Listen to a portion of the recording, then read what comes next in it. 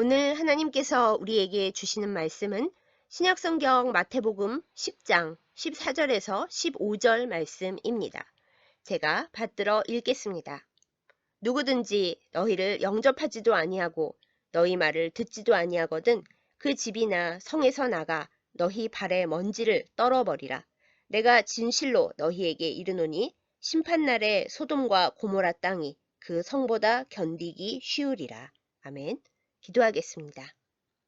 우리의 힘과 소망이 되시는 하나님 아버지, 힘겨운 세상살이 속에서도 주님을 믿고 바라보는 자녀된 복을 주심에 감사드립니다. 말씀으로 우리를 먹여주시고 성령으로 충만케 하여 주옵소서. 부족한 종이 이 시간 말씀을 전할 때 말씀 앞에 겸손하게 하시고 행여 인간의 생각이나 뜻이 앞서지 않도록 붙들어 주옵소서.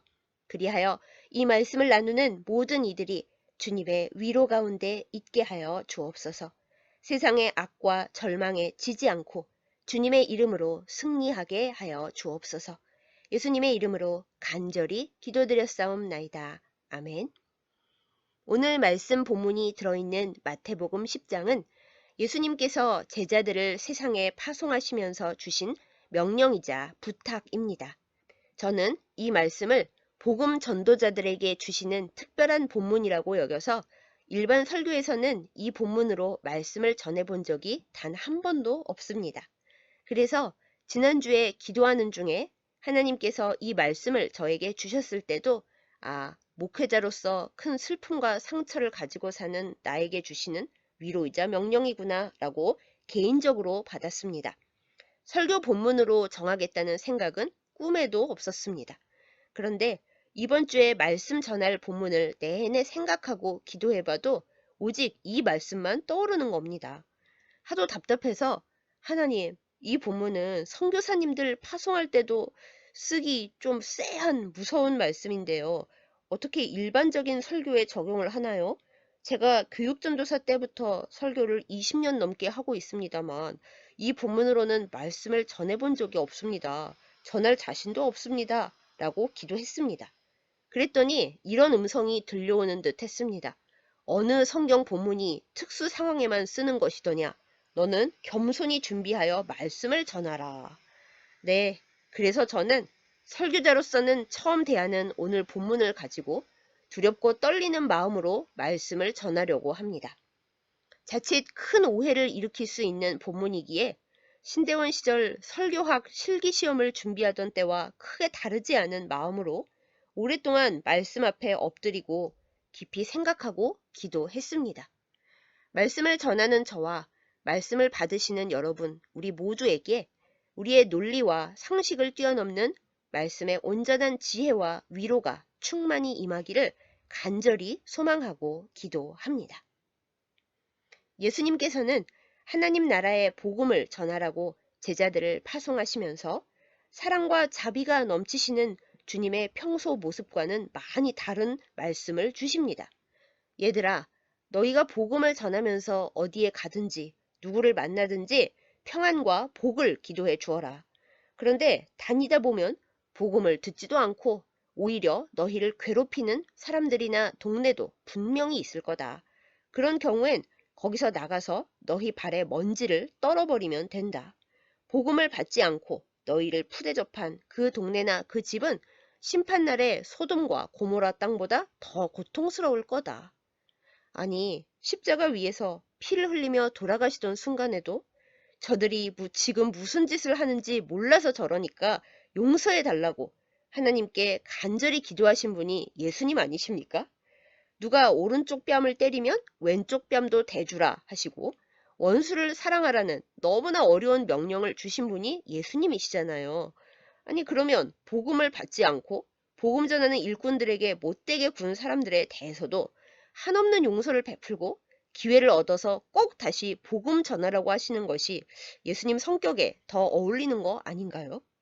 원수까지도 용서하고 사랑해야 된다는 엄청난 말씀을 행해야 된다는 강박관념으로 늘 머리가 아프고 주님 사랑을 감히 어떻게 따라해? 나는 원수 사랑 포기야! 를 외치고 싶은 사람들이 바로 우리 그리스도인들입니다. 그런 우리를 아, 예수님 그렇게 안 봤는데 엄청 냉정하시네? 여기서는 왜 이러시지? 하고 당혹스럽게 만드는 이 말씀을 우리는 대체 어떻게 이해하고 어떻게 받아야 하는 걸까요?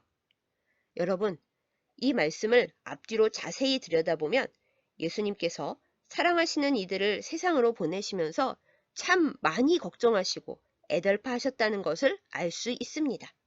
이리들 속으로 보내는 것과 같다고까지 표현하시죠. 예수님은 복음의 일꾼들이 주님께서 주신 많은 능력으로 무장한다 해도 이 세상에서 수많은 고난과 박해를 당하리라는 것을 이미 다 알고 계셨습니다. 예수님도 미워하고 죽이는 그들인데 그 예수님을 믿으라고 전하는 제자들을 곱게 놔둘 리가 있겠습니까? 그래서 예수님은 제자들에게 그리고 복음을 전하는 이들에게 복음을 전하다가 낙심하거나 절망하지 말라고 이 말씀을 주신 겁니다. 얘들아, 너희가 성령의 능력으로 최선을 다해 복음을 전해도 끝끝내 복음을 거부하는 사람들이 많이 있을 거다. 그럴 때 낙심하거나 절망하지 말고 그곳에서 떠나라. 그런데 갈 때는 그냥 가지 말고 거기서 복음 전하면서 돌아다니느라 발에 묻었던 먼지를 한 톨도 남기지 말고 탈탈 다 떨어낸 후에 그곳을 떠나라. 그 먼지가 남아있는 장소와 사람들에 대한 심판은 내가 할 테니까 라고 하신 거죠. 모든 이들을 다 사랑하시는 예수님이시지만 주님의 복음을 전하느라 애쓰고 힘든 일꾼들에게는 더 애틋하고 안타까운 마음을 내보이시면서 너희는 화내거나 슬퍼하거나 복수 안 해도 돼. 내가 다 알아서 한다. 너희는 그저 다시 시작해라. 라고 든든하게 위로하시고 격려해 주신 것입니다. 예수님은 복음의 일꾼들이 내가 열심히 했는데도 복음의 능력이 나타나지 않는 것을 보니 나는 좋은 일꾼이 아닌가 보다. 주님께 선하게 쓰임받는 자가 될 수 없나 보다 라고 헛된 생각과 거짓에 붙들리지 않기를 간절히 원하셨습니다. 제자들이 열심히 복음을 전했으면 그걸로 충분하다고 그 결과까지 책임지거나 그 결과로 성공과 실패를 판단하지 말라고 하신 것입니다. 한편 예수님은 이 말씀을 통해 복음을 받아들이지 않고 복음의 일꾼들을 박대한 이들에 대해 지금 당장은 아니더라도 반드시 책임을 물을 것임을 선포하십니다. 복음을 아예 못 들어서 주님을 영접하지 못했다면 그것은 복음을 전하지 않은 우리의 죄입니다. 하지만 복음을 충분히 들었음에도 불구하고 죄와 악으로 마음이 굳어져서 예수님을 배척하고 주의 일꾼들을 괴롭힌 이들은 자신의 죄에 대해 책임져야 한다는 것을 분명히 하신 거죠. 특히 복음을 회방하고 성령을 회방한 죄는 원수 사랑과는 별개의 문제로 결국 심판을 면치 못한다는 진리를 알려주신 겁니다. 사실 복음을 외면하고 주의 제자들을 박대한 죄인들에게도 다시 기회를 주시고 살리시는 분이 은혜의 하나님이십니다. 사도 바울을 비롯해서 그 놀라운 은혜를 누린 회심자들도 무수히 많죠. 하지만 복음 박해자들을 뜯어 고치시는 분은 하나님이시지 복음 전달자들이 아닙니다. 하나님은 박해자들이 회개하지 않고 더욱 악해지는 사태에 대한 책임을 복음 전달자들에게 묻지 않으십니다. 오히려 복음을 전하다가 억울하게 박해당한 이들에게는 죄책감에서 벗어나 용기와 믿음을 새롭게 하고 다시 다른 곳에서 복음을 전하라고 명령하십니다. 그 말씀이 바로 오늘 본문의 내용인 것입니다. 예수님은 복음을 전하다가 무기력과 슬픔, 낙심과 혼란에 빠진 일꾼들을 향해 말씀하십니다. 얘야, 너의 잘못이 아니다. 너는 열심히 복음을 전한 것으로 충분하다. 그러니 이제 그만 그 몹쓸 기억, 배신감과 허탈함, 상처와 분노와 슬픔, 그리고 자책감을 발에 묻은 먼지처럼 다 떨어버리고 새로 시작해라. 뒤돌아보지도 말고 미련을 남기지도 말아라. 미움도 원한도 가져가지 마라. 잊어라. 뒷일은 내가 다 맡으마 라고요. 그리스도인으로 살다 보면 다름 아닌 교회와 그리스도인들 때문에 마음과 영혼이 무너져 내릴 때가 있습니다. 나는 열심히 최선을 다해 복음을 전하고 주의 일을 했건만 참담한 결과로 끝날 때가 있습니다. 우리가 양육한 이들이 우리를 비난하고 욕하며 믿지 않는 이들보다 더욱 가슴 아프게 할 때가 있습니다. 어쩌면 나 자신도 예수님의 이름을 앞세워 누군가를 상처 입히고 낙심하게 하고 있는지도 모를 일입니다. 교회 안에서 그리스도인들끼리 다투고 반목하면서 생긴 상처는 회복되기가 매우 어렵습니다. 예수님의 말씀에 따라 원수도 사랑해야 하건만 그 원수가 다름 아닌 가장 믿었던 사람, 가장 가까웠던 사람들이라 더욱 힘들고 고통스럽습니다. 마음을 다쳐서 주님과 교회와 나 자신을 사랑하고 믿음을 지키는 것만으로도 버거운데 원수를 용서하고 사랑하라니 피눈물이 앞을 가립니다. 아니 그냥 아무것도 생각하고 싶지 않습니다. 사랑하는 여러분, 이런 슬픈 경험을 단 한 번도 하지 않으셨다면 정말 축하드립니다. 앞으로도 영원히 그런 일을 겪지 않으시길 간절히 소망하고 기도하겠습니다. 그렇지만 대부분의 신앙인들은 크든 작든 그 아픈 경험을 하게 됩니다. 욥을 가장 힘들게 했던 것은 정의를 말하는 친구들이었죠. 주의 종들인 사역자들 역시 이 아픔을 온전히 피해갈 수 없습니다. 제가 가르치는 신학생들이 가장 아파하며 하는 질문이 있습니다. 목사님이고 사모님인 제 부모님은 평생을 하나님과 교회를 위해 그리고 성도들을 위해 기도하며 헌신하셨습니다. 그런데 가장 사랑했던 교우들이 부모님을 버렸습니다. 주의 종인 부모님이 배신당하고 노년에 병들고 가난하십니다. 이런 상황을 지켜보면서 제가 행복하게 목회자의 길을 갈 수 있을지 자신이 없어집니다. 하나님은 그 백성을 지켜주신다고 했는데 평생 주의 종으로 살아온 우리 가족이 왜 이런 아픔을 겪는지 정말 모르겠습니다. 한편으로 이런 질문도 자주 듣습니다. 신실한 주의 종으로 알고 존경했던 사람들의 실체에 너무 실망했습니다. 믿음이 흔들리고 교회가 너무 싫어졌습니다.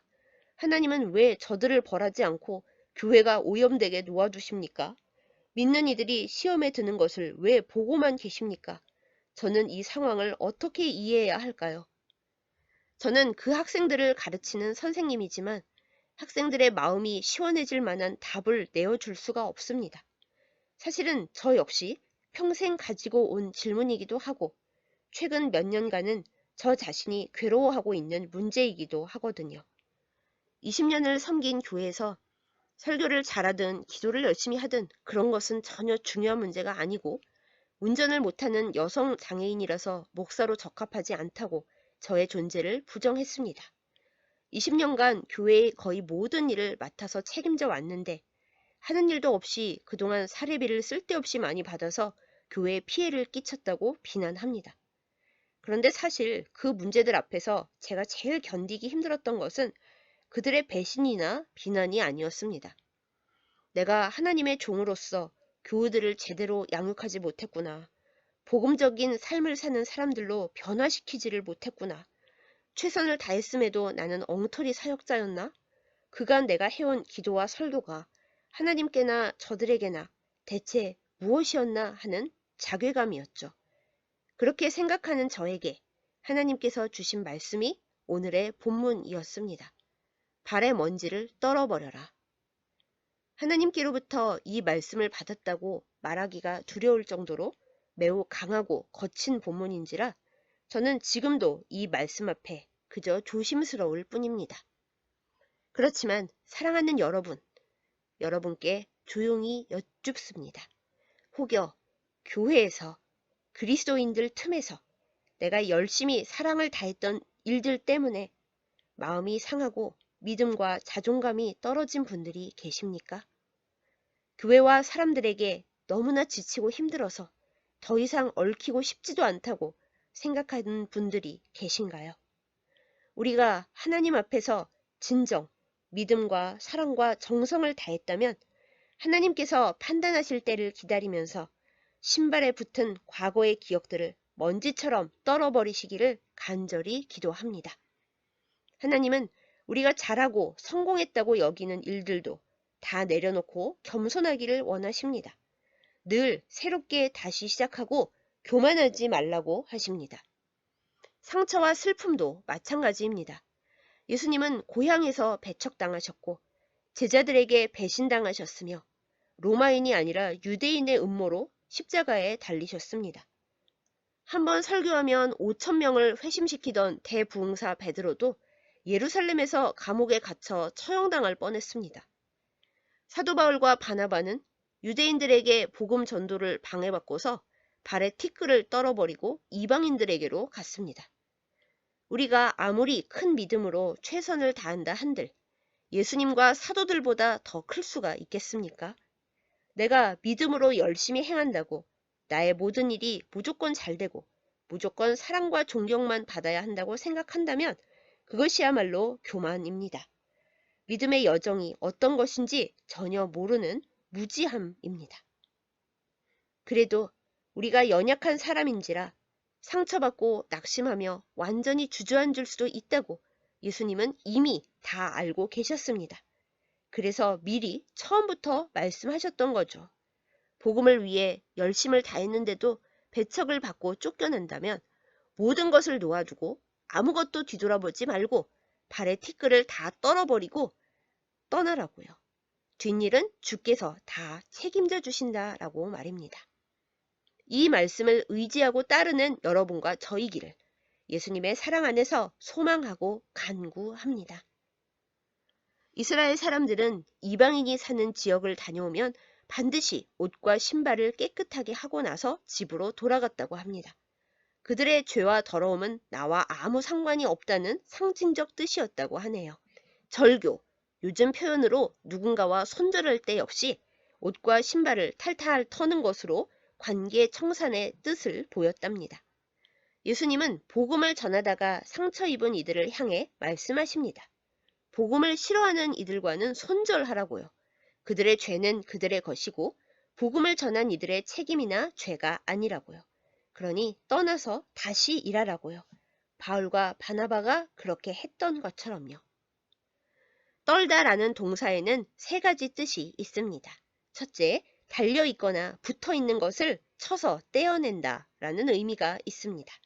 두 번째로, 돈이나 물건을 있는 대로 써서 없앤다는 뜻이 있습니다.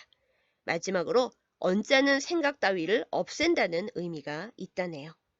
사랑하는 여러분, 예수님은 우리에게 말씀하십니다. 우리에게 아직 달라붙어 있는 분노와 슬픔과 과거의 나쁜 기억의 상처를 다 쳐서 떼어놓으라고요. 예수님은 여러분과 저에게 말씀하십니다. 우리의 불평과 원망, 쓴뿌리를 싹 다 없애버리라고요. 예수님은 우리에게 물으십니다. 거짓된 미혹의 말과 언짢은 생각들 따위를 다 제거했느냐고요. 우리 발에서 먼지가 발견될 때마다 제대로 다 떨어내고 그 자리를 떠나고 있느냐고 지금 물으십니다. 우리는, 여러분과 저는 주님의 이 질문들에 확실히 깨끗하게 그렇다고 이미 다 떨어버렸다고 대답 드릴 수 있습니까? 부디 이미 그 먼지와 티끌을 떨어냈다고 혹은 아직은 미흡하지만 먼지를 발견하는 매 순간 떨어내고 있다고 대답을 드릴 수 있는 우리이기를 예수님의 이름으로 축복합니다. 먼지에 미련을 두고 먼지를 들이마시고 살다가 먼지에 파묻혀 헤어나오지 못하는 상태가 되지 않기를 간절히 기도합니다.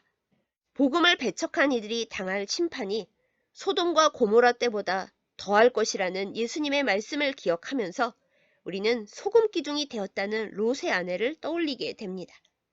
죄와 악으로 가득 차서 그 큰 성읍에 의인 10명이 없어서 불길 속에 던져진 그 땅에서 롯의 가족은 유일하게 구원을 받았습니다. 그러면 뒤돌아보지 말고 얼른 빨리 거기서 멀어져야 할 텐데 대체 무엇 때문에 롯의 아내는 뒤를 돌아보았을까요? 두고 온 좋은 것에 대한 미련 때문이었을까요? 아니면 그 오염된 곳이 어떻게 심판을 받는지 궁금해서 그랬을까요? 소돔과 고모라의 먼지와 티끌을 다 떨어버리지 못하고 뒤를 돌아본 탓에 롯의 아내는 기껏 받은 구원도 무색하게 그 자리에서 먼지 기둥이 되어 소금 기둥이 되어 더 이상 움직이지 못하고 멈추게 되고 말았습니다. 사랑하는 여러분, 떠난 곳을 괜히 뒤돌아보다가 발에 붙은 먼지와 티끌을 다 떨어내지 못하고 머뭇거리다가 가야 할 길을 다 못 가고 좌절하는 불행에 빠지지 않기를 예수님의 이름으로 축복합니다. 사랑하는 여러분, 꼭 복음에 관련된 일, 교회와 그리스도인에 관련된 일이 아닐지라도 이 시간 하나님 앞에서, 말씀 앞에서 우리의 몸과 영혼의 진정한 모습을 묵상해 보십시다. 우리는 우리 발에 묻어있는 내가 살아온 발자취의 모든 죄와 상처들, 고통스러운 기억의 부스러기들을 말끔히 다 떨어냈을까요? 과거의 여러 먼지와 티끌이 하나도 남김없이 내 몸과 영혼에서 떨어져 나간 상태인가요? 아직 내 마음과 발에 먼지와 티끌이 남아있다는 것을 느낄 때 바로 떨어내는 결단과 언행이 우리에게 있나요? 새 걸음을 다시 시작하려면 우선 나의 발부터 깨끗하게 해야 합니다. 모래가 까끌거리는 발로 새로 먼 길을 가기 어렵습니다. 우리의 발은 깨끗한가요? 오늘도 주님은 우리에게 말씀하십니다. 네 발의 먼지를 떨어버려라. 내 안팎에 쌓인 먼지를 다 떨어내라. 너의 힘으로 다 떨어버리지 못하겠다면 나에게 다시 나아오라. 이 세상 누구보다 나를 사랑하시고 안타까워하시는 예수님의 말씀에 응답하는 우리이기를 소망하고 기도합니다.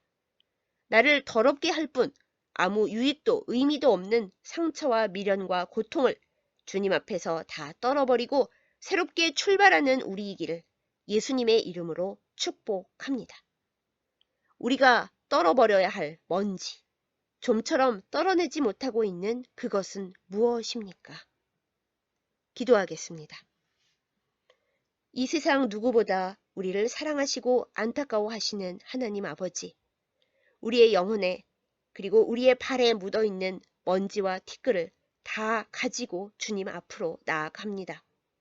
우리의 힘과 노력으로 이 더러움과 상처를 다 떨어낼 수 없음을 고백하오니 불쌍히 여겨주시고 예수님의 보혈과 생명수로 깨끗하게 씻어 주시옵소서.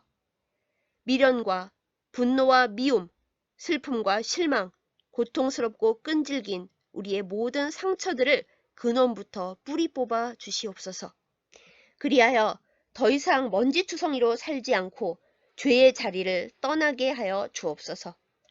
예수님께서 머리 대신 모든 교회들과 성도들이 복음으로 하나 되게 하시고 서로 시험에 빠지는 일이 없도록 보호하여 주시옵소서.